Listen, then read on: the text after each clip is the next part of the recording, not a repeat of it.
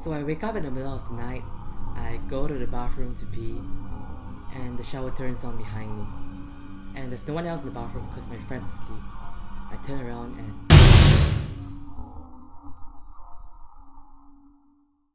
What's up guys, my name is Lee and welcome to my YouTube channel. So if this is your first time here, don't forget to leave a like, subscribe and turn on notifications, and if you're returning, hit that like button. So today I'm going to be doing the second episode of Freaky Encounters. For those of you guys who don't know what Freaky Encounters is, it's basically a mini vlog slash web series where I talk about the freaky paranormal encounters and just heart-stopping moments that I've experienced in life so far. So today I'm gonna be talking about an incident that happened to me on a school expedition. This was the best school expedition we ever had because I was roommates with my closest friend. And I could just be myself around him. Like, he knew I was afraid of the dark, and he didn't mind that I'm lazy and a messy person at that point in time. So that night when I was going to sleep, he was like, "It's fine bro, I'm going to turn the light on." But of course he got up in the middle of the night to turn it off after he went to pee. And about 30 minutes later, I guess, I went to pee and I turned it back on. And the next morning is where the creepy stuff starts. So we were placed in different groups. His group had to leave at 7:30 for jungle trekking. My group had to leave at 9:30 for survival skills. And we went for breakfast around 6 and we both went back to the room by 7. So he got into the shower, and once he finished, I got in. And once I got in, I heard the door close.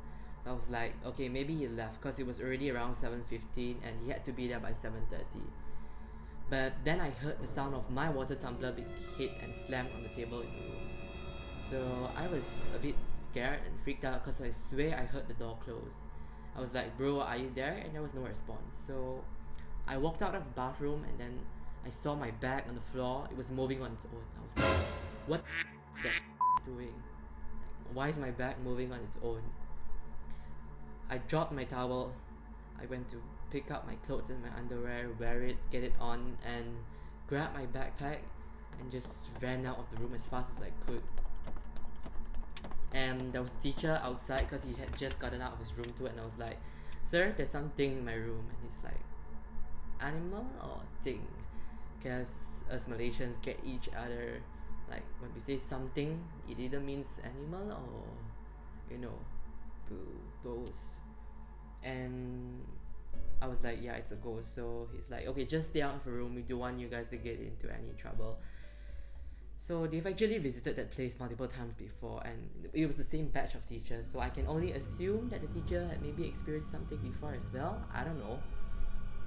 So I never told anyone about my experience because I didn't want to freak anyone out.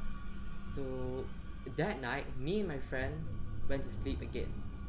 This time around, I got up in the middle of the night to pee, and when I went to the bathroom, while I was peeing, the shower behind me turned on. I didn't even want to turn around. So I went back to bed. I just rushed back to bed. I flushed, I washed my hands, I rushed back to bed. And my friend asked me, "Why is the shower on?" I was like, it's the middle of the night. I was so confused. I don't know what I was doing, so I might have accidentally turned it on. Then he just looked at me with an annoyed face and I was like, "Go to sleep." The next morning, he saw the shower floor was like really wet, but he didn't really care so much about it. And to this day, he doesn't know unless he watches this video.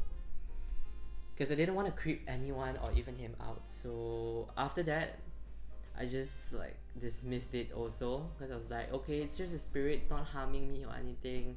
So yeah. And it was day 3 now.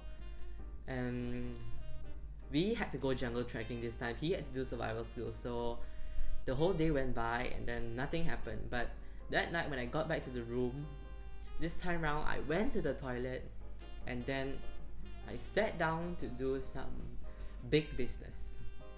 This was the really freaky part. So I was sitting down, obviously the lights were on, and I had left the shower curtain open. The door is closed, of course. And suddenly the shower turns on. And then my friend was really oblivious about it because the door is closed and I think the door is kind of soundproof. I was about to scream, but I wanted to scream so badly, but there was no sound coming out of my mouth when I started like. Just imagine a silent horror movie. I couldn't even scream at all. So by then I was convinced that there was something trying to shut me up. And the shower turned off, and then suddenly I could talk again. And I just wiped, flushed, washed my hands and got the hell out of the toilet, and I was like, bro, I'm scared. And he's like, what? And I'm like, oh, nothing. And then I went to sleep, and he was kind of annoyed at that statement I made, I guess. Because I looked so petrified, but yet I did tell him what was going on. So that was the end of day 3. And on day 4, this is where the creepy stuff starts for other people. So I went to my group mate's room. I was waiting outside her room because I couldn't go in.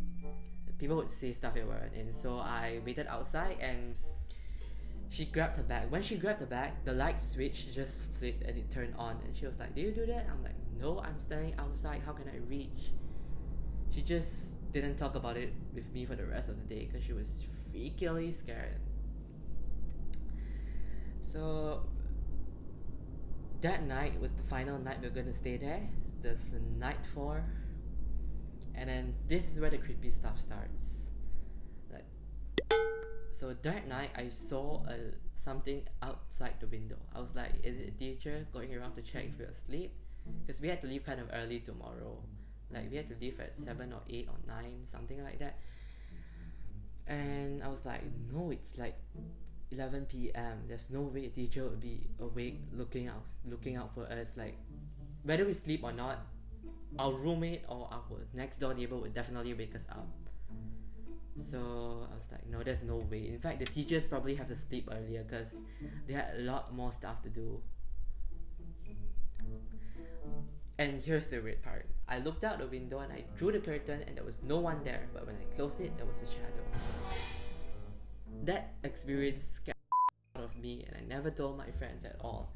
So the next morning is the only paranormal experience that everyone thought everyone had, with the exception of my team, my group member.